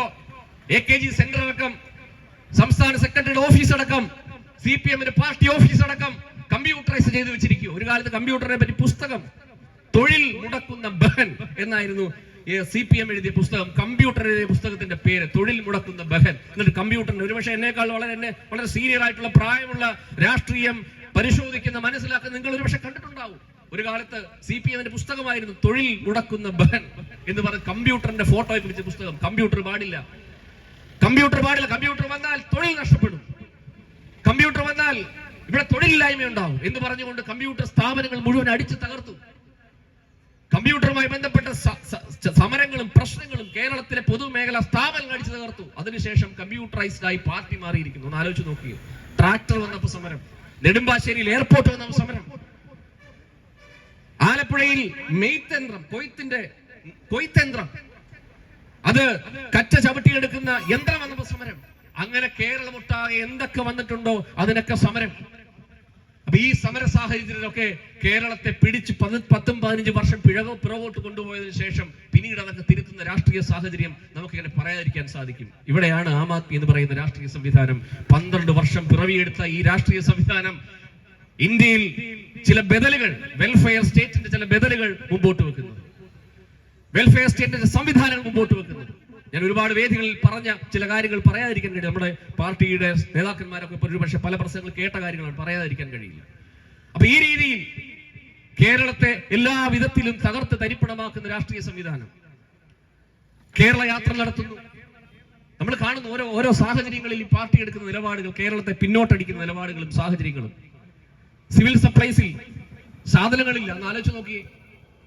നിങ്ങള് സിവിൽ സപ്ലൈസിലാണ് സാധാരണക്കാരൻ പോയി ആശ്രയിക്കുന്ന വിലക്കുറവിൽ അവന് സേവനങ്ങൾ കിട്ടുന്ന സാധനങ്ങൾ കിട്ടുന്ന സിവിൽ സപ്ലൈസിൽ സാധനങ്ങളില്ല. കഴിഞ്ഞ ദിവസം ഒരു സ്ത്രീ എവിടെ റോഡിൽ, കോട്ടയത്താണെന്ന് തോന്നുന്നു, ഒരു സ്ത്രീ ഇവര് ഡൽഹിയിൽ പോയി സമരം ഇരിക്കുമ്പോൾ ഒരു പാവപ്പെട്ട സ്ത്രീ റോഡിൽ ഇറങ്ങി സമരം ചെയ്തു, പെൻഷൻ. അപ്പൊ കേരളത്തിന്റെ ഒരു മന്ത്രി സജി ചെറിയാൻ പറഞ്ഞത്, പണം എവിടെ? പണം വേണ്ടേ കൊടുക്കാൻ? കാശ് വേണ്ടേ? ഈ കാശൊക്കെ എങ്ങനെ പോയി? എടാ, കേരളത്തിൽ കോടാനുകോടി രൂപ ടാക്സ് ഇനത്തിൽ പിരിച്ചെടുക്കാനുണ്ട്, പിരിക്കുന്നില്ല. ഭയം, സെറ്റിൽമെന്റുകൾ പിരിക്കുന്നില്ല. അപ്പൊ ഈ രീതിയിൽ തൊഴിൽ തേടി ചെറുപ്പക്കാർ വിദേശ രാജ്യങ്ങളിലേക്ക് പോവുക. അതിന് പറയുന്നത് എന്താണ്? ഞങ്ങൾ ഇനി വിദേശത്തേക്ക് ആരെയും വിടത്തില്ലെന്നാ പറയുന്നത്. എന്ത് ചെയ്യും? വിമാനത്താവളത്തിൽ പോയി മനുഷ്യച്ചങ്ങൾ തീർക്കും, പിടിച്ചു കെട്ടി നിർത്തും, ആരും അങ്ങോട്ട് പോകാൻ പാടില്ല എന്ന് പറഞ്ഞിട്ട്. അപ്പൊ ഈ രീതിയിൽ കേരളത്തിന്റെ എല്ലാ രാഷ്ട്രീയ പരിസ്ഥിതികളെയും തകർത്തു പോകുന്ന ഒരു രാഷ്ട്രീയ സംവിധാനം കേരളത്തിൽ ഉണ്ടാകുമ്പോൾ അവിടേക്ക് വെൽഫെയർ സംവിധാനത്തിന്റെ ഭാഗമായിട്ടുള്ള രാഷ്ട്രീയ സംവിധാനം കടന്നു വരേണ്ടത് കാലഘട്ടത്തിന്റെ ആവശ്യമല്ലേ? ആ ആവശ്യത്തിന് വേണ്ടിയല്ലേ ഒരുപക്ഷെ ഇന്ന് രാവിലെ മുതൽ നിങ്ങൾ ഈ പഞ്ചായത്ത് അടക്കമുള്ള പല സ്ഥലങ്ങളിൽ പ്രസംഗിച്ചിട്ടുണ്ടാവുക. ആ പ്രസംഗം ജനഹൃദയങ്ങളിലേക്ക് പോകണം, ജനങ്ങൾ കേൾക്കണം. ഒരുപാട് മനുഷ്യർ ആഗ്രഹിക്കുന്നുണ്ട് കേരളത്തിനും ഇന്ത്യക്കുമൊക്കെ പുറത്തിരുന്ന് കേരളത്തിൽ മാറ്റമുണ്ടാവണം. നാഴിക്ക് 40 വട്ടം സംസാരിക്കുന്നുണ്ട് മാറ്റമുണ്ടാകണം. എങ്ങനെയാ മാറ്റമുണ്ടാവുക? പ്രിയപ്പെട്ടവരെ, മാറ്റമുണ്ടാവണമെങ്കിൽ രാഷ്ട്രീയ സംവിധാനത്തിലേക്ക്, ജനാധിപത്യ രീതികളിലേക്ക്, ജനാധിപത്യപരമായ തിരഞ്ഞെടുപ്പുകളിലേക്ക് നല്ല വിദ്യാഭ്യാസമുള്ളവരും പക്വതയുള്ളവരും രാഷ്ട്രീയമായി ചിന്തിക്കുന്നവരും രാഷ്ട്രീയത്തെ സേവനമായി കണക്കാക്കുന്നവരും, അല്ലാതെ പണം കിട്ടിയാൽ അതിന്റെ പകുതി പാർട്ടി ഓഫീസിലേക്കും പാർട്ടി ഫണ്ടിലേക്കും പോകാത്തവരൊക്കെ രാഷ്ട്രീയ സംവിധാനത്തിലേക്ക് വരണം. ഇന്ത്യൻ റവന്യൂ സർവീസിൽ ഇരുന്ന് ജോലി ചെയ്ത് ഒരുപക്ഷെ ലക്ഷങ്ങൾ സമ്പാദിച്ച് സുഖകരമായ വിശ്രമ ജീവിതം നയിക്കാമായിരുന്ന ഒരു മനുഷ്യൻ, ഞാൻ എപ്പോഴും പറയാനുള്ള ചെറിയ കുറിയ മനുഷ്യൻ, ആ മനുഷ്യൻ ഇവരുടെ കേവലമായ കഴിഞ്ഞകാല രാഷ്ട്രീയ സംവിധാനങ്ങളെയും രാഷ്ട്രീയ രീതികളെയും ഒക്കെ കാറ്റിൽ പറത്തിക്കൊണ്ട് പൊതുജനങ്ങൾക്ക് വേണ്ടി പുറത്തേക്ക് ഇറങ്ങുകയാണ്. വർഷങ്ങൾക്ക് മുമ്പ് കേജ്രിവാളിന്റെ ചരിത്രം ഒന്ന് അറിഞ്ഞിരിക്കണ്ടേ? ഇറങ്ങി. അദ്ദേഹത്തിന്റെ കൂടെ മനീഷ് സിസോദിയ എന്ന് പറയുന്ന അദ്ദേഹത്തിന്റെ കൂട്ടുകാരനുണ്ടായിരുന്നു. രണ്ടുപേരും കൂടെ ചേർന്ന് ഈ നാടിനൊരു മാറ്റം വേണം. പലപ്പോഴും നമ്മളെ പോലെയല്ല കേട്ടോ, മാറ്റം വേണമെന്ന് വാട്സപ്പിൽ ഇരുന്ന് എഴുതി തീർക്കുന്ന രീതികളൊന്നുമല്ല. വാട്സപ്പിൽ ഇരുന്ന് എഴുതിയിട്ട് വാട്സപ്പിലൂടെ മാറ്റം വരുത്തുന്ന പുതിയ കാല രാഷ്ട്രീയ രീതിയല്ല. വർഷങ്ങൾക്ക് മുമ്പ് ഈ മനുഷ്യൻ സ്വന്തം ജോലിയൊക്കെ രാജിവെച്ച് മനീഷ് സിസോദിയുടെ കൂടെ പുറത്തേക്ക് ഇറങ്ങി ഡൽഹിയുടെ തെരുവോരങ്ങളിൽ പോസ്റ്റർ ഒട്ടിച്ചു വെച്ചു. എന്നിട്ട് മൊബൈൽ നമ്പറും എഴുതി വെച്ചു. എന്നിട്ട് പറഞ്ഞു, ഈ നാടിന്റെ രാഷ്ട്രീയം മാറാൻ ആഗ്രഹിക്കുന്നവരുണ്ടെങ്കിൽ, അഴിമതിയെ തുടച്ചു നീക്കാൻ ആഗ്രഹിക്കുന്നവരുണ്ടെങ്കിൽ എന്റെ ഈ നമ്പറിലേക്ക് വിളിക്കണമെന്ന് പറഞ്ഞുകൊണ്ട് രാഷ്ട്രീയ പ്രവർത്തനം തുടങ്ങിയ ഒരു ചെറിയ മനുഷ്യൻ. അദ്ദേഹത്തെ പറ്റി വായിക്കുമ്പോൾ മനസ്സിലാക്കുന്നത്, ഓരോ ദിവസവും ഡൽഹിയുടെ വഴിത്താരകളിൽ തെരുവോരങ്ങളിൽ സ്വന്തം മൊബൈൽ ഫോണും സ്വന്തം അഡ്രസ്സും എഴുതി വെച്ച് അഴിമതിക്കെതിരെ സന്ധി ചെയ്യാൻ താല്പര്യമില്ലാത്ത മനുഷ്യനുണ്ടെങ്കിൽ എന്നെയോ ഈ നമ്പറിലോ വിളിക്കണമെന്ന് ആവശ്യപ്പെട്ട മനുഷ്യൻ രാത്രികാലങ്ങളിൽ കിടന്നുറങ്ങുന്ന സ്ഥലത്തേക്ക് വീണ്ടും പോയി കിടക്കുന്ന ഒരൊറ്റ മനുഷ്യനും വിളിച്ചിരുന്നില്ല. പക്ഷേ മനസ്സ് മടുത്ത് മാറിപ്പോയില്ല. മനസ്സ് മരവിച്ച് രാഷ്ട്രീയ പ്രവർത്തനം നിർത്തിയതുമില്ല. കാരണം ഒരു നിയോഗമുണ്ട്. ചില മനുഷ്യർക്ക് അങ്ങനെയല്ലേ, ചില നിയോഗങ്ങളില്ലേ? ക്രിസ്തുവിനൊരു നിയോഗം ഉണ്ടായിരുന്നു, ബുദ്ധനൊരു നിയോഗം ഉണ്ടായിരുന്നു, ശ്രീനാരായണന് ഒരു നിയോഗം ഉണ്ടായിരുന്നു, അയ്യങ്കാളിക്ക് ഒരു നിയോഗം ഉണ്ടായിരുന്നു. നിയോഗം എന്ന് പറഞ്ഞാൽ എന്താ? ചില മനുഷ്യരെ ചില കാര്യങ്ങൾ തിരുത്തുന്നതിന് വേണ്ടി, വലിയ സമൂഹത്തിന്റെ പരിപ്രവർത്തനത്തിന് വേണ്ടി ചില മനുഷ്യർക്ക് ചില ദൈവികമായ നിയോഗമുണ്ട്. ആ നിയോഗത്തിന്റെ ഭാഗമായി വന്ന ഒരു ചെറിയ മനുഷ്യനാണ് ശ്രീ അരവിന്ദ് കേജ്രിവാൾ. ആ മനുഷ്യൻ അതുകൊണ്ടാണ് തന്റെ അഴിമതിക്കെതിരെ സന്ധിയില്ലാത്ത പോരാട്ടത്തിന് വേണ്ടി തെരുവോരങ്ങൾ ഇറങ്ങിയതിനു ശേഷം ഒരു മനുഷ്യൻ പോലും തിരിഞ്ഞു നോക്കാതെ വന്നപ്പോ ഇത് കളഞ്ഞിട്ട് പോകാൻ തയ്യാറാകാതെ, മനസ്സ് മടുത്ത് ഇത് വേണ്ട എന്ന് പറഞ്ഞ് പോകാൻ തയ്യാറാകാതെ ഓരോ ദിവസവും തെരുവിലേക്ക് ഇറങ്ങി ആ മൊബൈൽ നമ്പർ പിന്നീട് ഹിറ്റായി, വിളിക്കാൻ തുടങ്ങി, സംസാരിക്കാൻ തുടങ്ങി, ആളുകൂടി. ആ ആൾക്കൂട്ടമാണ് പിന്നീട് പരിവർത്തനം എന്ന് പറയുന്ന വലിയ സംഘടനയായി മാറുന്നതും പിന്നീട് ആം ആദ്മി എന്ന് പറയുന്ന രാഷ്ട്രീയ ഈ ഇന്ത്യയുടെ ഒരുപക്ഷെ വരും കാലത്ത്, വരും നാളുകളിൽ ചരിത്രം എഴുതുന്ന ഇന്ത്യയുടെ രാഷ്ട്രീയത്തിന്റെ പകപ്പുകളെ നിർണ്ണയിക്കാൻ പോകുന്ന, ഇന്ത്യൻ രാഷ്ട്രീയത്തിന്റെ ഭാഗതയെ നിർണ്ണയിക്കാൻ പോകുന്ന ആം ആദ്മി എന്ന് പറയുന്ന ഒരു ദൈവിക സങ്കല്പത്തിന്റെ പാർട്ടി ഉയർന്നു വീണത് ആ മനുഷ്യന്റെ ഇച്ഛാശക്തിയുടെ ഭാഗമായിട്ടാണ്. അതിന്റെ ഭാഗമായിട്ടാണ് ഡൽഹിയിൽ ഭരിക്കുന്നത്. ഡൽഹിയിലെ മനുഷ്യർ അനുഭവിക്കുന്ന സുഖങ്ങൾ, സൗകര്യങ്ങൾ മറന്നു പോകാൻ പാടില്ലല്ലോ. ഒരുപക്ഷെ കേരളത്തിലെ മാധ്യമങ്ങൾ, മീഡിയകൾ നമ്മളെ പറ്റി സംസാരിക്കില്ല. കേരളത്തിലെ മാധ്യമങ്ങളും മീഡിയകളും നമ്മളെ പറ്റി എഴുതില്ല.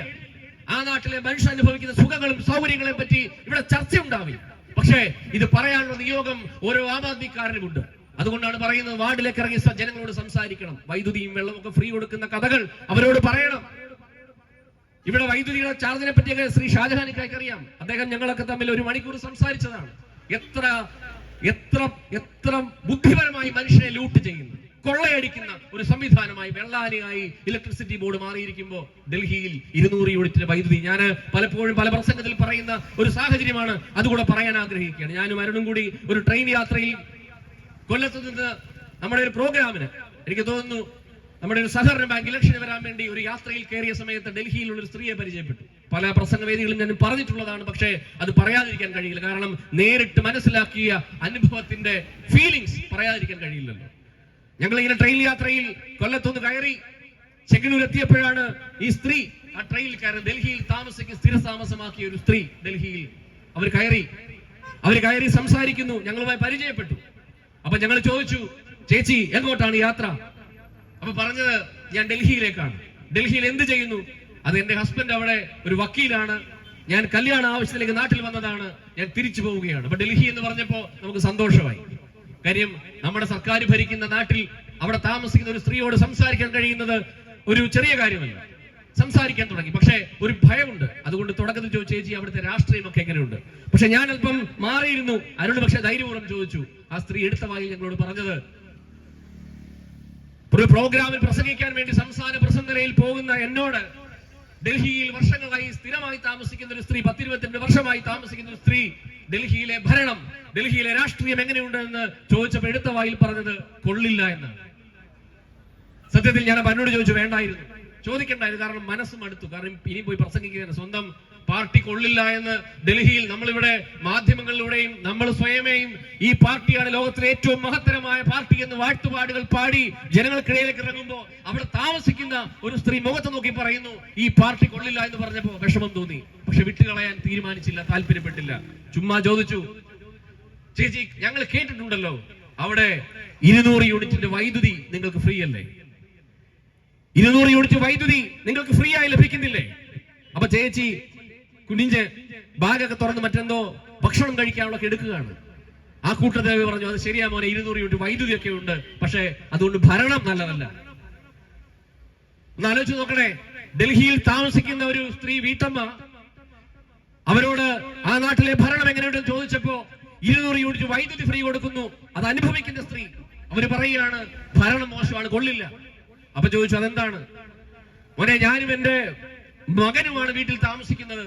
അപ്പൊ ഞാനും മകനും മാത്രമേ വീട്ടിലുള്ളൂ എങ്കിൽ പ്രതിമാസം 200 യൂണിറ്റിൽ താഴെയാണ് വൈദ്യുതിയുടെ ഉപഭോഗം. അതുകൊണ്ട് ഞങ്ങൾക്ക് പൈസ ഒന്നും കൊടുക്കേണ്ടി വരില്ല. പക്ഷെ മകൾ ജോലി സംബന്ധമായിട്ടോ അവധി സാഹചര്യത്തിലോ വീട്ടിൽ വന്നാൽ അതിൽ കൂടുതൽ ഉപയോഗിക്കേണ്ടി വരും. അപ്പൊ ചോദിച്ചു, ചേച്ചി മകന് മാത്രമേ ഉള്ളെങ്കിൽ വൈദ്യുതി ഫ്രീ അല്ലേ? യെസ്, ഫ്രീ ആണ്. അപ്പൊ ഇതിന്റെ എന്താണ് ഭരണം മോശമാണെന്ന് പറഞ്ഞത്? വീണ്ടും അവർ പറയുക രാഷ്ട്രീയം സംസാരിക്കാൻ താല്പര്യമില്ല മോനെ, പക്ഷേ ആം ആദ്മിയുടെ ഭരണം കൊള്ളില്ല. അപ്പൊ ഞാൻ കയറി ചോദിച്ചു, ചേച്ചി നാട്ടിൽ ഒക്കെ കയറുന്ന വാർത്ത, അപ്പൊ നമ്മൾ ആം ആദ്മിയുടെ സ്റ്റേറ്റ് പ്രസിഡന്റ് ആണെന്നും സെക്രട്ടറി ആണെന്നും അവരോട് പറയുന്നില്ല. അവരോട് ചോദിച്ചു, ചേച്ചി 20,000 ലിറ്റർ വെള്ളം, 20,000 ലിറ്റർ വെള്ളം നിങ്ങളുടെ നാട്ടിൽ ഫ്രീ അല്ലേ? നിങ്ങൾക്ക് ഒരു പൈസ പോലും കൊടുക്കണ്ടല്ലോ, ഫ്രീ അല്ലേ? നമ്മുടെയൊക്കെ നാട്ടിൽ ഇപ്പോഴും എനിക്കറിയാം, അതായത് പഞ്ചായത്തിന്റെ പൈപ്പ് കൊണ്ടിട്ടിട്ട് നേരെ ചൊവ്വെ കാറ്റ് പോലും വരാത്ത പൈപ്പുണ്ട് നമ്മുടെ നാട്ടിൽ. വെള്ളം വരണ്ട, വെള്ളം വേണ്ട, പക്ഷെ കാറ്റ് പോലും നേരെ ചൊവ്വെ വരാത്ത പഞ്ചായത്ത് പൈപ്പിൽ ഇപ്പോഴും വന്ന് ബിൽ എഴുതി കൊടുക്കുന്ന സംവിധാനം കേരളത്തിലുണ്ട്. അവിടെയാണ് 20,000 ലിറ്റർ വെള്ളം ഫ്രീ. മോശമാണോ? ഭരണം നല്ലതല്ലേ? അപ്പോഴും അവർ പറയുകയാണ് അത് ശരിയാണ്, 20,000 ലിറ്റർ വെള്ളം ഫ്രീ ഉണ്ട്, പക്ഷെ ഭരണം മോശമാണ്. അടുത്ത ചോദ്യം ചോദിച്ചു, എന്റെ പൊന്നു ചേച്ചി, ഇന്നലെ ഞങ്ങൾ കേട്ട വാർത്ത, ഡൽഹിയിൽ 550ാമത്തെ മൊഹല്ല ക്ലിനിക് സ്ഥാപിച്ചുകൊണ്ട് ഡൽഹിയുടെ മുഖ്യമന്ത്രി അരവിന്ദ് കെജ്രിവാൾ ഉദ്ഘാടനം ചെയ്ത പ്രസംഗത്തിന്റെ വീഡിയോ ഞങ്ങൾ കണ്ടല്ലോ. അപ്പൊ അവര് പറഞ്ഞു, മൊഹല്ല ക്ലിനിക് നമുക്കറിയില്ലേ? എന്താ മൊഹല്ല ക്ലിനിക്? ഞാനിപ്പോ മനസ്സിലാക്കുന്നത് 600ാമത്തെ മൊഹല്ല ക്ലിനിക് ഉദ്ഘാടനം ചെയ്തതിന്റെ ഫോട്ടോ കഴിഞ്ഞ ദിവസം കണ്ടു. പ്രിയപ്പെട്ടവരെ, എറണാകുളം ജില്ലയിൽ നിന്ന് സംസാരിക്കുമ്പോ കോട്ടയത്ത് ഏതാണ്ട് 1.5 വർഷം മുമ്പ് അഭിരാമി എന്ന് പറയുന്ന പെൺകുട്ടി, ഒരു കുഞ്ഞു 11 വയസ്സുള്ള ഒരു പെൺകുട്ടി പേവിഷബാധയേറ്റ് പേപ്പട്ടി കടിച്ചതിന് ശേഷം അതിന്റെ അമ്മ അതിനെ വാരിയെടുത്തുകൊണ്ട് നമ്മുടെ നാട്ടിൽ ആരോഗ്യ മേഖലയുടെ വലിയ കെട്ടിഘോഷിക്കുന്ന പബ്ലിക് ഹെൽത്ത് സെന്ററിലേക്ക് ഓടിയ കഥ നമ്മൾ കണ്ടതും കേട്ടതുമല്ലേ? പബ്ലിക് ഹെൽത്ത് സെന്ററിലേക്ക് 11 വയസ്സുകാരി അഭിരാമിയും എടുത്തുകൊണ്ട് കോട്ടയത്ത്, ദൂരെങ്ങൊന്നല്ല, അവിടെ ചെന്നപ്പോ പബ്ലിക് ഹെൽത്ത് സെന്ററിലെ ജീവനക്കാരൻ പറഞ്ഞത് എന്താ? ഡോക്ടർ ഇല്ല, നിങ്ങൾ പോയിട്ട് അച്ഛനും അമ്മയും കുഞ്ഞിന് പേവിഷബാധയേറ്റ് കുഞ്ഞു കരയുക. സ്വന്തം മകൾക്ക് പേവിഷബാധയേറ്റ് മരണത്തോൽ മല്ലിരിക്കുന്ന ഒരു അമ്മയോട് പബ്ലിക് ഹെൽത്ത് സെന്ററിലെ ജീവനക്കാരൻ പറയുകയാണ്, അച്ഛനോട് പറയുകയാണ്, നിങ്ങൾ പോയി സോപ്പ് വാങ്ങിച്ചുകൊണ്ട് പോവാ, മുറിവ് കഴുകണം. ആ പിതാവ് ഓടി സോപ്പ് വാങ്ങിച്ചുകൊണ്ട് മുറിവ് കഴുകി. മുറിവൊക്കെ കഴിയുമെന്ന് പറയാണ്, മരുന്നില്ല, മെഡിക്കൽ കോളേജിൽ കൊണ്ടുപോകണം. ഏതാണ്ട് 2 മണിക്കൂർ കഴിഞ്ഞു. 2 മണിക്കൂർ കഴിഞ്ഞ കുഞ്ഞിനെ കോട്ടയം മെഡിക്കൽ കോളേജിൽ കൊണ്ടുപോയതിനു ശേഷം 4ാമത്തെ ദിവസം പേവിഷബാധയേറ്റ് മരിച്ചു ആ കുഞ്ഞ്. നമ്മളെ വാർത്ത കേട്ടതല്ലേ? എടാ, പേവിഷബാധയേറ്റ് മരിക്കുന്ന മനുഷ്യർ ഇന്ന് ലോകത്തില്ല. കാരണം എന്താ? പേവിഷബാധയും പാമ്പിന്റെ വിഷവും വെച്ച് മനുഷ്യൻ മരിക്കുന്ന സാഹചര്യമില്ല. കാരണം മരുന്നുണ്ട്. ആ മരുന്ന് കൊടുക്കാൻ കഴിയാത്ത സാഹചര്യത്തിൽ പബ്ലിക് ഹെൽത്ത് സെന്ററിൽ സംവിധാനമില്ലാത്തതിന്റെ പേരിൽ ഒരു പെൺകുഞ്ഞു മരിച്ച സംസ്ഥാനത്ത് മനുഷ്യൻ ഈ 600ാമത്തെ മൊഹല്ല ക്ലിനിക് ഉദ്ഘാടനം ചെയ്ത മുഖ്യമന്ത്രിയുടെ നാട്ടിൽ ജീവിക്കുന്ന സ്ത്രീയോട് ചോദിച്ചു, അവിടെ മൊഹല്ല ക്ലിനിക് എന്ന് പറയുന്ന സംവിധാനമില്ലേ? 24 മണിക്കൂറും ഡോക്ടർമാരുടെ സേവനമില്ലേ? എയർ കണ്ടീഷൻ അല്ലേ? മരുന്നില്ലേ? എന്ന് ചോദിച്ചപ്പോൾ അവർ പറഞ്ഞത്, അത് ശരിയാണ് മോനെ, മൊഹല്ല ക്ലിനിക് ഉണ്ട്, പക്ഷേ അപ്പോഴും ഭരണം മോശം. അപ്പൊ ചോദിച്ചു, ചേച്ചി ബസ്സിൽ അങ്ങേക്കും അങ്ങയുടെ മകൾക്കും യാത്ര എവിടെ നിന്ന് കയറിയാലും ഫ്രീ അല്ലേ? എവിടെ നിന്ന് കയറിയാലും ബസ്സിൽ യാത്ര ചെയ്താൽ ഫ്രീ അല്ലേ? ഇവിടെ എങ്ങനെയാണോ? ആലോചിച്ച് നോക്കി. അവരതും പറഞ്ഞു ഫ്രീ ആണ്. ഒന്ന് ആലോചിച്ച് നോക്കി. വെള്ളം ഫ്രീ, വൈദ്യുതി ഫ്രീ, ഏത് സമയത്തും മരുന്ന്, വിദ്യാഭ്യാസ രീതികൾ നമ്മൾ കണ്ടതല്ലേ. ഒരു 3-4 വർഷം മുമ്പ് കോഴിക്കോടോ വയനാടാണെന്ന് തോന്നുന്നു, സ്കൂൾ LP സ്കൂളിൽ ഇരുന്ന് പഠിക്കുന്ന കുഞ്ഞിനെ പാമ്പ് കടിച്ചു മരിച്ചു. മറന്നുപോയിട്ടില്ലല്ലോ കേരളം? ചർച്ച ചെയ്തില്ലേ? രാവിലെ കുഞ്ഞ് സ്കൂളിൽ പോയി, സ്കൂളിലെത്തിയപ്പോ കളിക്കുന്ന പദവാസനം എന്തുകൊണ്ട് എടുക്കാൻ വേണ്ടി നോക്കിയപ്പോ സ്കൂളിന്റെ ക്ലാസ് റൂമിനകത്ത് വലിയൊരു ദ്വാരം, അതിൽ കൈയിട്ട് പന്തെടുക്കുന്ന സമയത്ത് ആ കുഞ്ഞിനെ പാമ്പ് കടിച്ച കൊച്ചു മരിച്ചു. സർക്കാർ സ്കൂൾ. മാറ്റമൊക്കെ ഉണ്ടില്ലെന്ന് ഞാൻ പറയുന്നില്ല. പക്ഷേ ഡൽഹിയിൽ മനീഷ് സിസോദിയ എന്ന് പറയുന്ന മനുഷ്യൻ, ഇവർ BJP എന്ന് പറയുന്ന സംവിധാനം ഏതാണ്ട് ഒരു വർഷം കഴിഞ്ഞ 2-3 വർഷത്തിന് മേളിലായി ഒരു മനുഷ്യനെ ഇല്ലാത്ത കേസിന്റെ പേരിൽ ഒരു ജയിലിൽ പിടിച്ചിട്ടിരിക്കുന്നു. ആ മനുഷ്യൻ ജയിലിൽ പോയപ്പോ കുഞ്ഞുങ്ങൾ കരഞ്ഞതിന്റെ വീഡിയോ നമ്മൾ കണ്ടതല്ലേ? മനീഷ് ചാച്ച ഭക്ഷണം കഴിച്ചില്ലെങ്കിൽ ഞങ്ങൾ ഭക്ഷണം കഴിക്കില്ല എന്ന് പറഞ്ഞ് മനീഷ് സിസോദിയ ജയിലിൽ കിടക്കുമ്പോ ഭക്ഷണം കഴിക്കാത്ത സ്ത്രീകളും കുഞ്ഞുങ്ങളും ഡൽഹിയിലുണ്ട്. ഇവിടെ ഏതെങ്കിലും മുഖ്യമന്ത്രിയോ മന്ത്രിയോ ജയിലിൽ പോയാ ഫുഡ് കഴിക്കാതിരിക്കൂ സാറേ? ഫുഡ് കഴിക്കാതിരിക്കൂ? ഇവിടുത്തെ രീതികളൊക്കെ പറഞ്ഞ രസമല്ലേ? ഇവിടുത്തെ മന്ത്രിമാരെ പറ്റിയൊക്കെ പറഞ്ഞാൽ ആ കുഞ്ഞ് മരിച്ചു. പേവിഷബാധയേറ്റും പാമ്പ് കടിയേറ്റും മരിക്കുന്ന സാഹചര്യം കേരളത്തിൽ നിലനിൽക്കുമ്പോൾ ഡൽഹിയിലെ സ്കൂളുകൾ, ആദിഷി എന്ന് പറയുന്ന വിദ്യാഭ്യാസ മന്ത്രി നമ്മുടെ പ്രോഗ്രാമിന് വന്ന് കാണിച്ച വീഡിയോസ് കാണണം. വളരെ മോശമായിരുന്ന വിദ്യാഭ്യാസ സ്കൂൾ നിലവാരങ്ങൾ, ഗവൺമെന്റ് സ്കൂളിന്റെ നിലവാരങ്ങൾ അപ്പാടെ മാറ്റി. കേരളത്തിലെ ഒരു മന്ത്രിമാരും കേരളത്തിലെ ഒരു മീഡിയയും കേരളത്തിലെ പത്രമാധ്യമങ്ങളും എഴുതില്ല. ഞാൻ മനസ്സിലാക്കുന്നത് ഒരുപക്ഷെ ലോകത്തിലെ ഇന്ത്യയിൽ ഹാപ്പിനെസ് കരിക്കുലത്തിൽ വിദ്യാഭ്യാസ സമ്പ്രദായമുള്ള ഇന്ത്യയിലെ ഏക സംസ്ഥാനം ഡൽഹി. അറിയാമോ ഹാപ്പിനെസ് കരിക്കുലം? എന്താ ഹാപ്പിനെസ് കരിക്കുലം? ഇവിടെ പിള്ളേരെ പഠിപ്പിക്കുന്ന ജോഗ്രഫിയും ഹിസ്റ്ററിയും കണക്കും സയൻസും ഒക്കെ പഠിപ്പിക്കുന്ന പിള്ളേർക്ക് സ്ട്രെസ് വന്ന് 10-13 വയസ്സുള്ള ചെറുപ്പക്കാർ കുഞ്ഞുങ്ങൾ നമ്മുടെ നാട്ടിൽ ആത്മഹത്യ ചെയ്യുന്നുണ്ട്. എന്താ കാരണം? സ്ട്രെസ് ആണ്, മാനസിക ബുദ്ധിമുട്ട്. അവനെ കേൾക്കാൻ, അവന്റെ വിഷമങ്ങൾ കേൾക്കാൻ സംവിധാനം ഇല്ലാത്തപ്പോ മനീഷ് സിസോദിയ ആവിഷ്കരിച്ച കരിക്കുലത്തിന്റെ ഭാഗമാണ് ഹാപ്പിനെസ് കരിക്കുലം. നിങ്ങൾ ഗൂഗിൾ ചെയ്ത് നോക്ക്. ഡൽഹിയിൽ മാത്രമാണ് ഇന്ത്യയിൽ ഇന്ന് ഏതെങ്കിലും സംസ്ഥാനത്ത് വിദ്യാഭ്യാസ ഭാഗമായി വിദ്യാഭ്യാസ സമ്പ്രദായത്തിന്റെ ഭാഗമായി ഏതെങ്കിലും സംസ്ഥാനങ്ങളിൽ ഹാപ്പിനെസ് കരിക്കുലം എന്ന് പറയുന്ന സംവിധാനം ഉണ്ടെങ്കിൽ ഡൽഹിയിൽ മാത്രമാണ്. കുഞ്ഞുങ്ങളുടെ മാനസിക ഉല്ലാസത്തിന് വേണ്ടി അധ്യാപകരെ നിയമിച്ചു. കുഞ്ഞുങ്ങളെ കേൾക്കാൻ, അവരുടെ മനസ്സ് പഠിക്കാൻ അധ്യാപകരുള്ള സംസ്ഥാനമായി ഡൽഹി മാറി. ഞാൻ ഈയിടയ്ക്ക് ഇവിടുത്തെ വിദ്യാഭ്യാസ സമ്പ്രദായം പറഞ്ഞ ഈയിടയ്ക്ക് നമ്മുടെ സംസ്ഥാന സ്കൂൾ യൂത്ത് ഫെസ്റ്റിവൽ കൊല്ലത്ത് നടന്നു. സ്കൂൾ യൂത്ത് ഫെസ്റ്റിവൽ കൊല്ലത്ത്. അപ്പൊ ഞാനൊരു ദിവസം കൊല്ലത്ത് പോകുന്ന സമയത്ത് കൊല്ലം മുഴുവൻ ഫ്ലെക്സ് സംസ്ഥാന സ്കൂൾ യൂത്ത് ഫെസ്റ്റിവലിന്റെ ഫ്ലെക്സ് കയറിയിരിക്കുന്നു. കാർ ഓടിച്ചു പോകുമ്പോൾ ഒരു രാഷ്ട്രീയ കൗതുകത്തിൽ ഞാൻ നോക്കിയപ്പം എല്ലാ ഫ്ലെക്സും എന്ന് പറയുന്നത് മുഖ്യമന്ത്രി പിണറായി വിജയന്റെയും വിദ്യാഭ്യാസ മന്ത്രി ശിവൻകുട്ടിയുടെയും ഫോട്ടോയാണ് ഫ്ലെക്സിൽ, സ്കൂൾ കലോത്സവത്തിൽ. അപ്പൊ സ്വാഭാവികമായി നമ്മൾ കൂടുതൽ ചോദിച്ചു സത്യത്തിൽ ഇങ്ങനെയല്ലല്ലോ വേണ്ടത്. എന്താ വേണ്ടേ? സംസ്ഥാന സ്കൂൾ യൂത്ത് ഫെസ്റ്റിവലിന്റെ ഫോട്ടോയും ഫ്ലെക്സും ഒക്കെ നോക്കുമ്പോൾ കഴിഞ്ഞ കാലങ്ങളിൽ ഉന്നതമായ രീതിയിൽ സാംസ്കാരിക മേഖലയിൽ മികവ് തെളിയിച്ച ആൾക്കാരുടെ പടം വെക്കണം, അല്ലെങ്കിൽ കഴിഞ്ഞ കാലത്തെ കലാപ്രതിഭകളുടെയോ കലാതിലകങ്ങളുടെ ഫോട്ടോ വെക്കണം. അതല്ലേ വേണ്ടേ? പക്ഷെ എല്ലാ ഫ്ലെക്സിലും മുഖ്യമന്ത്രിയുടെ ഫോട്ടോ, ചിരിച്ചുകൊണ്ടിരിക്കുന്ന ഫോട്ടോ, ശിവൻകുട്ടിയുടെ ഫോട്ടോ. സംശയമായി. കാരണം കൊല്ലം ആശ്രാമ മൈതാനത്താണ് ഈ സംവിധാനം നടക്കുന്നത്. പിറ്റേ ദിവസം ആശ്രാമ മൈതാനം കടന്നുപോയപ്പം ഇവരുടെ ഫോട്ടോ മാത്രമേ ഉള്ളൂ. ഞാനത് ഫേസ്ബുക്കിൽ പോസ്റ്റ് ചെയ്തിട്ടുണ്ട്. മുഴുവൻ ആശ്രാമം എന്ന് പറയുന്ന ഏതാണ്ട് 72 ഏക്കറുള്ള ആ മൈതാനത്തിന് ചുറ്റുവട്ടം മുഴുവൻ ഈ പറയുന്ന മുഖ്യമന്ത്രിയുടെയും ശിവൻകുട്ടിയുടെയും ഫോട്ടോ സംസ്ഥാന സ്കൂൾ യൂത്ത് ഫെസ്റ്റിവലിന്റെ ഭാഗമായി വെച്ചിരിക്കും. ഞാൻ വിചാരിച്ചു ഇനിയും പാർട്ടിയുടെ സംസ്ഥാന സമ്മേളനം വല്ലതും ആണോ എന്ന് സംശയിച്ചു. സ്കൂൾ കലോത്സവം എന്ന് പറഞ്ഞ് നമ്മൾ കേൾക്കാൻ വന്നപ്പോൾ പാർട്ടിയുടെ സംസ്ഥാന മീറ്റിംഗ് വല്ലതും ആണ്. എനിക്ക് പ്രശ്നമില്ല.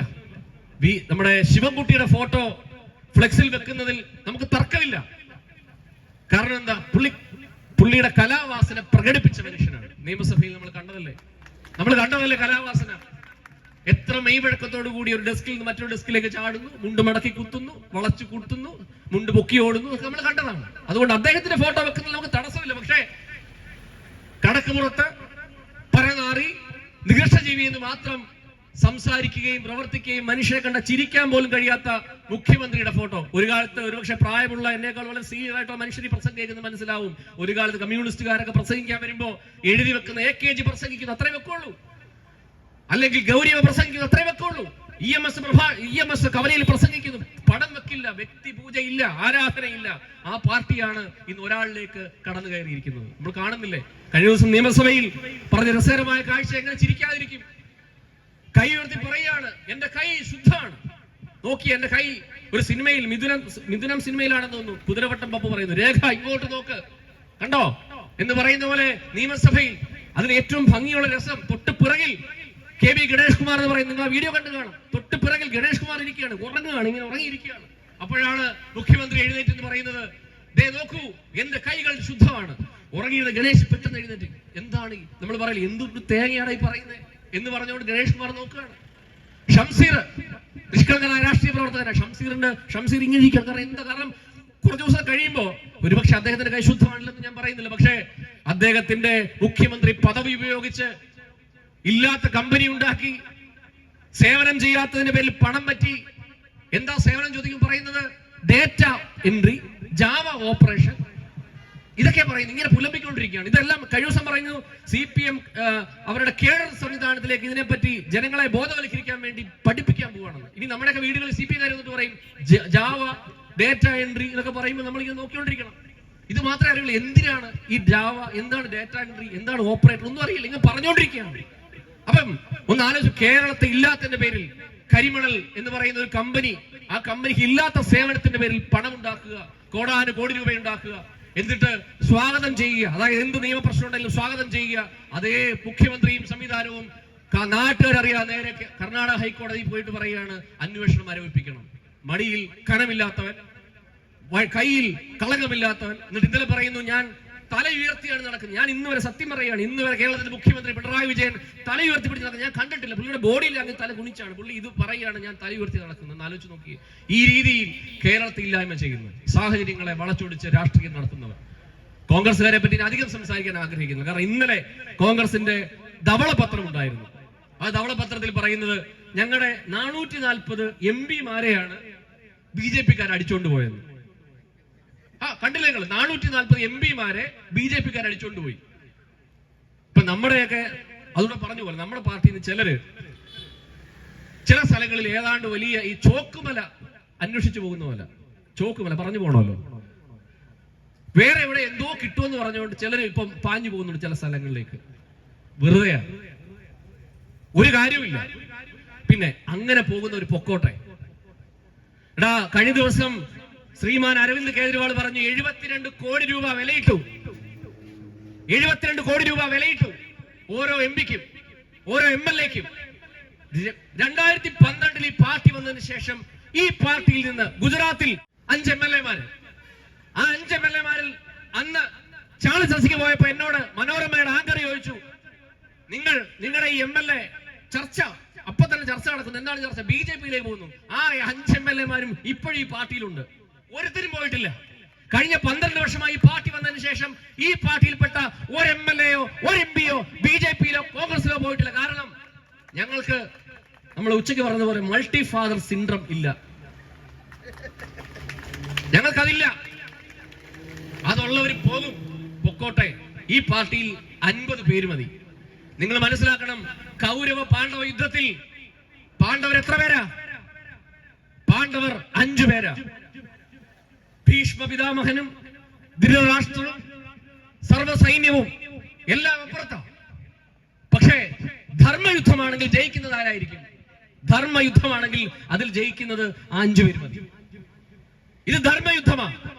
ഈ ധർമ്മയുദ്ധത്തിൽ ഞങ്ങളെ ഭയപ്പെടുത്തിയും പേടിപ്പിച്ചും വിരട്ടിയും വേറെ ഏതാണ്ട് കനത്തിൽ കൊടുക്കുന്നു എന്ന് പറഞ്ഞ് എവിടെങ്കിലുമൊക്കെ പോയി ചോറും മീൻചാറുമോ കുഴച്ച് കഴിച്ച് ഞങ്ങളെ കാണിച്ചാൽ ഞങ്ങൾക്കൊരു പുല്ലുമില്ല. അത് മനസ്സിലാക്കണം, അത് മനസ്സിലാക്കിക്കോണം. ഒന്നും നഷ്ടപ്പെടാനില്ല. അരവിന്ദ് കേജ്രിവാൾ ഈ പാർട്ടിയിൽ വന്നെങ്കിൽ കേരളത്തിൽ 3.5 കോടി മനുഷ്യരുണ്ട്, ഇല്ലേ? 3.5 കോടി. കേരളത്തിൽ 3.5 കോടി മനുഷ്യരുണ്ടെങ്കിൽ ഇനി ജനിക്കാൻ പോകുന്നതിന് വേണ്ടി സംസാരിക്കുന്ന പാർട്ടിയായത്. ഞാൻ ആരും വ്യക്തിപരമായി ആക്ഷേപിക്കാൻ ആഗ്രഹിക്കുന്നില്ല. പക്ഷേ ജനാധിപത്യം ഇല്ല എന്ന് പറഞ്ഞല്ലേ ആം ആദ്മി പാർട്ടിയിലോട്ട് ഇവരൊക്കെ വന്നിട്ടുള്ളത്. അതായത് CPM-ൽ ജനാധിപത്യമില്ല, കോൺഗ്രസിൽ ജനാധിപത്യമില്ല, BJP-യിൽ ജനാധിപത്യമില്ല എന്ന് പറഞ്ഞല്ലേ ആം ആദ്മി പാർട്ടി വന്നേ. എന്നിട്ട് ഇപ്പൊ ജനാധിപത്യമുള്ള പാർട്ടിയിലോട്ടാണ് ഈ പാർട്ടി പ്രവർത്തകരൊക്കെ പോകുന്നത്. അതുകൊണ്ട് പ്രിയമുള്ളവരെ, എനിക്ക് ഈ പാർട്ടിയിൽ സംസ്ഥാന പ്രസിഡന്റായി ആജീവനാന്തം ഇരിക്കാമെന്ന് ഞാൻ ആഗ്രഹിച്ചിട്ടില്ല. ഈ പാർട്ടിയിൽ വർക്ക് ചെയ്യുന്നുണ്ടെങ്കിൽ നേരത്തെ പറഞ്ഞ മൾട്ടിപ്പിൾ ഫാദർ സിൻഡ്രോം ഇല്ലാത്തതുകൊണ്ട് ഇപ്പോഴും പറയുന്നു അന്തസ്സായിട്ട് നിൽക്കും. കാരണം ഈ പാർട്ടി ഇന്ത്യക്ക് ചരിത്രം രേഖപ്പെടുത്തിയ പാർട്ടിയാണ്. ഇതിന് അന്തസ്സുള്ള പാർട്ടിയാണ്. ഇതിന്റെ ചിഹ്നം ചൂല. ചൂലെന്ന് പറയുന്നത് പരിസരത്തെ മലിനം അടിച്ചു മാറ്റിയ സംവിധാനമുള്ളത്. പക്ഷേ ചില രാഷ്ട്രീയ സാഹചര്യത്തിൽ ചില സാഹചര്യ മാറ്റമൊക്കെ ഉണ്ടാകുമ്പോൾ അതൊക്കെ ഭയന്ന് ചാടിക്കേറി എങ്ങോട്ടേക്കൊക്കെ പോകുന്ന ഒരു പൊക്കോട്ടെ. അങ്ങനെയുള്ള രാഷ്ട്രീയക്കാരെ നമുക്ക് വേണ്ട.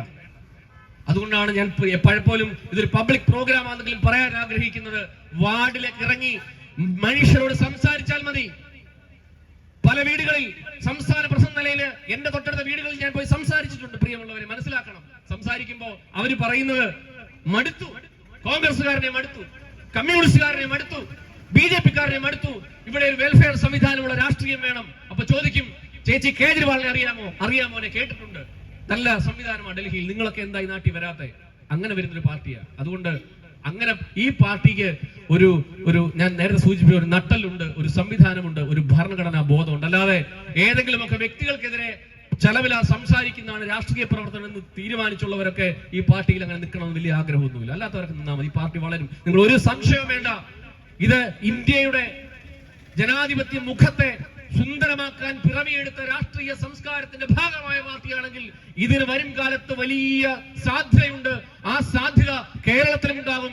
ഒരു കാര്യം കൂടെ മനസ്സിലാക്കണം, പലപ്പോഴും നമ്മൾ കുറച്ച് പിറകിലല്ലേ. പണ്ട് ഈ പിറകിൽ എന്ന് പറയുമ്പോൾ നമ്മുടെ എല്ലാ ശീലങ്ങളും രീതികളും കുറച്ച് ലേറ്റ് ആയിട്ടല്ലേ വരിക. പണ്ട് എന്റെ വീട്ടിൽ എന്റെ കസിൻ സിസ്റ്റർ വീട്ടിൽ വന്നപ്പോൾ ഞാൻ ഇപ്പോഴും ഓർക്കുകയാണ്, ബോംബെക്കാരിയാണ് അവള്. അന്ന് ബോംബെ എന്നൊക്കെ വീട്ടിലോട്ട് ആൾക്കാർ വരിക എന്ന് പറഞ്ഞാൽ നമുക്കറിയാം, നമ്മുടെ കുട്ടിക്കാലത്ത് വല്ലാത്തൊരു ആനന്ദമാണ്. കാരണം പെട്ടി കൊണ്ടുവരും, അത് പൊട്ടിക്കും, അതിൽ നിന്ന് ചോക്ലേറ്റ് തരും.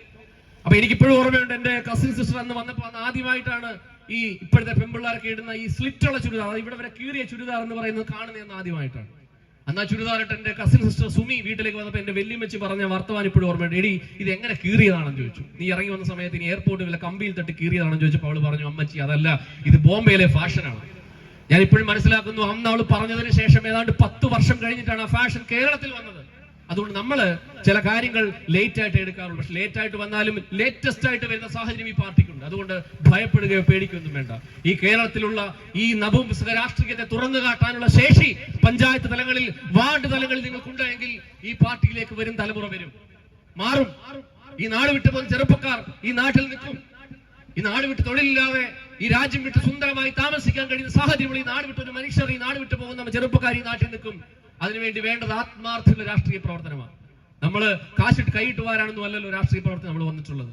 നമ്മളിപ്പം ഞാൻ സാന്ദർഭത്തിൽ പറയുകയാണ്, സംസ്ഥാന പ്രസിഡന്റ് അടക്കം ഇങ്ങോട്ട് വന്നത് കയ്യിൽ നിന്ന് പൈസ മുടക്കിയാണ്. TND ഒന്നും വേണ്ട കേട്ടോ, അത് പറയാൻ വേണ്ടി പറഞ്ഞല്ല. അത് വേണ്ട. അരുൺ ഉൾപ്പെടെ അരുണും പറഞ്ഞു വേണ്ട. നിങ്ങളൊക്കെ, എനിക്കറിയാം, നിങ്ങളൊക്കെ ഇന്ന് പ്രവർത്തിക്കുന്നതും ഇന്നിവിടെ ഇരിക്കുന്നതും നിങ്ങൾ ഇന്ന് രാവിലെ കഷ്ടപ്പെട്ടതും നിങ്ങളുടെ അധ്വാനത്തിന്റെ ഫലം കൊണ്ടുണ്ടാക്കിയ പണം കൊണ്ടാണ്. ആത്മാർത്ഥതയുണ്ട്, ആ പണത്തിന് അന്തസ്സുണ്ട്. അല്ലാതെ കൈയിട്ട് വാരി അല്ലെങ്കിൽ ഫണ്ട് ഉണ്ടാക്കി അതിൽ 100 രൂപ കിട്ടിയാൽ 60 രൂപ വീട്ടിലോട്ട് കൊണ്ടുപോയി 40 രൂപ നാട്ടിൽ കൊടുക്കുന്ന രാഷ്ട്രീയ രീതി അല്ല. അതുകൊണ്ട് സത്യസന്ധമായ രാഷ്ട്രീയത്തിന് ഭാവിയുണ്ട്. അത് മഹാത്മാഗാന്ധി കാണിച്ചു തന്നിട്ടുണ്ട്, സ്വാതന്ത്ര്യ സമര നേതാക്കന്മാർ കാണിച്ചു തന്നിട്ടുണ്ട്. ആ സാധ്യതയുള്ള ഒരു പാർട്ടിയാണ്. ആ പാർട്ടിയിൽ ഉറച്ചു നിൽക്കുക, ജനങ്ങളോട് സംസാരിക്കുക, ജനകീയമായ പ്രശ്നങ്ങൾ ഏർപ്പെട്ട് നിൽക്കുമ്പോൾ ഈ പാർട്ടിക്ക് വളർച്ച ഉണ്ടാകും. എന്റെ വാക്കുകൾ അവസാനിപ്പിക്കുകയാണ്. നിങ്ങളുടെ ഈ പ്രോഗ്രാം ഇതിനുവേണ്ടി അഹോരാത്രം പണിപ്പെട്ട, രാവിലെ മുതൽ കഴിഞ്ഞ കുറെ ദിവസങ്ങളായി ഇതിനുവേണ്ടി സംസാരിച്ച, ഇതിനുവേണ്ടി അധ്വാനിച്ച, പണം മുടക്കിയ, വേർപ്പൊഴുക്കിയ, ഇതിനുവേണ്ടി രാപ്പകൽ നടന്ന സംസാരിച്ച എല്ലാ മനുഷ്യരെയും അഭിവാദ്യം ചെയ്യുന്നു. വീണ്ടും കോതമംഗലത്ത് അടുത്ത 2026 MLA ആം ആദ്മിയുടെ MLA ആയി മാറട്ടെ. നിയമസഭയിൽ ആം ആദ്മിയുടെ പ്രാതിനിധ്യവും കോതമംഗലത്തിനും മണ്ണിൽ ഉണ്ടാകട്ടെ എന്ന് ഏറ്റവും സ്നേഹത്തോടെ ഓർമ്മിപ്പിച്ചുകൊണ്ട്, അഭിവാദ്യം ചെയ്തുകൊണ്ട് എല്ലാവിധ ആശംസകളും നേരുന്നു. പ്രസംഗത്തിന്റെ ഫ്ലോയിൽ ഒരുപക്ഷെ കണ്ടിന്യൂറ്റി പോയതായിരിക്കും. ഇപ്പൊ എന്നോട് ജോൺസൺ ചേട്ടൻ പറഞ്ഞ ഡൽഹിക്കാരിയുടെ കഥയൊന്ന് പൂർത്തീകരിച്ചുകൊണ്ട് പ്രസംഗം അവസാനിപ്പിക്കണം. അപ്പൊ ഡൽഹിയിൽ അവർ പറഞ്ഞത് വെള്ളം ഫ്രീ, വൈദ്യുതി ഫ്രീ, സ്കൂൾ സംവിധാനം ഫ്രീ, ബസ് ടിക്കറ്റ് ഫ്രീ, സകലതും ഫ്രീ. അപ്പൊ ഞങ്ങൾ ഇറങ്ങാൻ നേരത്തെ ചോദിച്ചു, പിന്നെ എന്തുകൊണ്ടാണ് ചേച്ചി ഈ ഭരണം മോശമാണെന്ന് പറഞ്ഞു ചോദിച്ചപ്പോൾ അവർ പറഞ്ഞത്, പലപ്പോഴും ജോൺസൺ ചേട്ടന്റെ പ്രസംഗം കേട്ടിട്ടുണ്ട്, അതുകൊണ്ടാണ് അദ്ദേഹം അത് ഓർത്തെടുത്ത് പറയാൻ ആഗ്രഹിച്ചത്. അവരോട് പറഞ്ഞത്, മോനെ ഇനി എന്ത് ഫ്രീ തന്നാലും ഞാൻ വോട്ട് ചെയ്യാൻ പോകുന്നില്ല ആം ആദ്മി പാർട്ടി. കാരണം എന്റെ അപ്പാപ്പൻ എന്ന് പറയുന്നത് ചെങ്ങന്നൂര് CPM-ന്റെ ഏരിയ കമ്മിറ്റി സെക്രട്ടറി ആയിരുന്നു. അതിനുശേഷം എന്റെ അപ്പൻ CPM-ന്റെ ബ്രാഞ്ച് മെമ്പർ ആയിരുന്നു. അതുകൊണ്ട് ഞാൻ ഈ പാർട്ടിക്കും ഈ ചിഹ്നത്തിന് മാത്രമേ വോട്ട് ചെയ്യത്തുള്ളൂ എന്ന് പറഞ്ഞു. അങ്ങനെയുള്ള മനുഷ്യരെ തിരിച്ചു കൊണ്ടുവരാൻ സാധിക്കണം. ആ മനുഷ്യരുടെ മനസ്സൊക്കെ മാറും. ഞാനത് പലപ്പോഴും അവരോട് പറഞ്ഞിട്ടുള്ളത്, ഇങ്ങനെ പാരമ്പര്യമായി നിങ്ങൾ കൈപ്പത്തിക്കും കമ്മ്യൂണിസ്റ്റ് മാർക്സിസ്റ്റ് പാർട്ടിക്കും BJP-ക്കും ഒക്കെ വോട്ട് ചെയ്തിട്ട് ഈ നാടിന് എന്ത് ലഭിച്ചു, എന്ത് നേട്ടമുണ്ടായി എന്ന് ചിന്തിച്ചിട്ട് പുതിയൊരു ചിഹ്നം, ചൂല്, നമുക്കറിയാം ചൂലെന്ന് പറയുന്നത്, ആ ചിഹ്നം ഓപ്റ്റ് ചെയ്യാൻ ഒരു പക്ഷേ അങ്ങനെ ഒരു ചിഹ്നം എടുക്കാൻ അരവിന്ദ് കെജ്രിവാൾ കാണിച്ച ആ ചിന്ത എത്ര മനോഹരമാണെന്ന് നോക്കൂ. ആ ചിന്ത എത്ര മനോഹരമാണ്. കാരണം എല്ലാ സ്ത്രീകൾ, മനുഷ്യർ എവിടെയുണ്ടോ അവന്റെ പരിസരം, അവന്റെ സാഹചര്യം വൃത്തിയാക്കുന്ന ഒരു സിമ്പൽ, ഒരു ചിഹ്നം കയ്യിലോട്ട് കൊടുക്കുകയാണ്. ഒരിക്കൽ എല്ലാ ദിവസമെങ്കിലും ഏതെങ്കിലുമൊക്കെ മനുഷ്യർ കൈകൊണ്ട് തൊടുന്ന ഒരു ചിഹ്നം, ഒരു സിമ്പൽ, അത് കൊടുത്ത് അവന്റെ ജീവിതത്തിന്റെ ഭാഗമാക്കി രാഷ്ട്രീയത്തെ മാറ്റുന്ന സാഹചര്യമാണ്. അതുകൊണ്ട് പാരമ്പര്യമായി മാർക്സിസ്റ്റ് പാർട്ടിക്കും കോൺഗ്രസിനും ഒക്കെ വോട്ട് ചെയ്ത് മടുത്ത് നിൽക്കുന്ന മനുഷ്യര് എവിടെങ്കിലൊക്കെ ഉണ്ട്. അവരെ കൊണ്ടുവന്ന് ഈ ചിഹ്നത്തിന് വോട്ട് ചെയ്യിപ്പിച്ചാൽ വലിയ മാറ്റം ഈ രാജ്യത്തിനുണ്ടാവും. ഒരുപക്ഷെ അത് നമ്മുടെ വരും തലമുറയ്ക്ക്, നമ്മൾ പാടാറില്ലേ, എന്താണ്, ഇനിയും ഇവിടെ വാസം സാധ്യമോ എന്ന് കവികൾ പാടിയിട്ടുണ്ട്. വരും തലമുറയ്ക്ക് വാസം സാധ്യമോ എന്ന് പാടിയ ആ സാഹചര്യത്തിൽ സാധ്യമാകുന്ന രാഷ്ട്രീയ പരിസരം ഒരുക്കാൻ നമ്മുടെ ചിഹ്നത്തിനും പാർട്ടിക്കും കഴിയട്ടെ എന്ന് ആഗ്രഹിച്ചുകൊണ്ട് ഒരിക്കൽ കൂടി നിർത്തുന്നു. നന്ദി, നമസ്കാരം.